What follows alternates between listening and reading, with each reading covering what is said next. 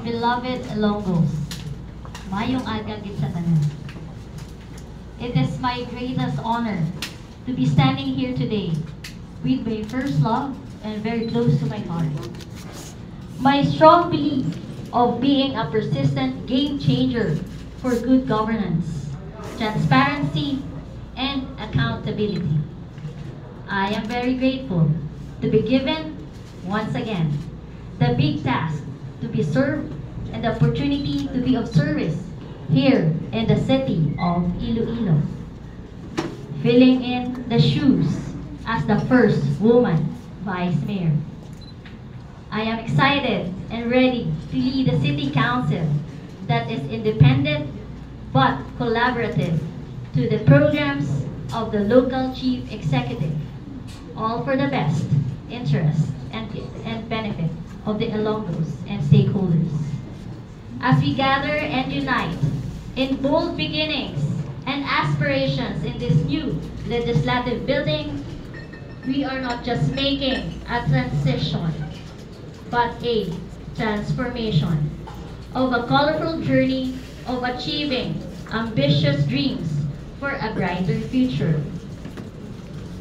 Being back on this podium, built on the principles of justice, equality, and empowerment, I feel more accomplished, but with bigger roles and responsibilities on my shoulder para i-sustain kung ano man ang naumpisahan ko sang nag-counselor ako and sang naging hopeful youth leader. Kay bago na aton nga fresh mandate spread in this setting of this new session hall, I am steadfast to take greater steps forward, supported with the strength sourced from our shared vision and goals despite ang aton mga differences. With you around, mga city councilors, we vow to work together and strive harder to deliver services fast and accessible to everyone to address the urgent needs of the general welfare. As you have entrusted us with a promising leadership, there is so much we can do, even with the limited resources, if we can make use of love and inspiration, driven by innovation and boundless potentials in building a society that foster better opportunities for today and tomorrow's generations. So allow me also to kindly remind everyone nga always naton pagadumdumon that our loyalty belongs to the people who are the very reason why we are here to serve with selfless love, as we can't afford to fail or fall on empty promises. Sa akon mga fellow public servants in this very hall, halin sa mga city councilors, sa aton nga SP Secretariat,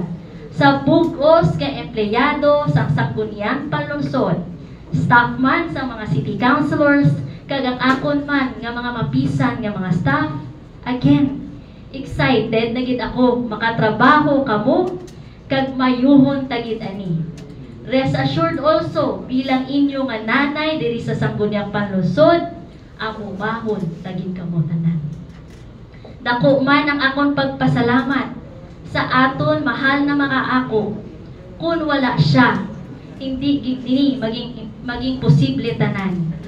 Salamat gid sa imo grasya kag sa imo blessing, Diyos ko.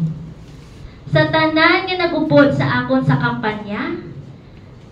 sa akon nga mapisan kag very supportive nga magulang, Congresswoman Jam Jam Baronda,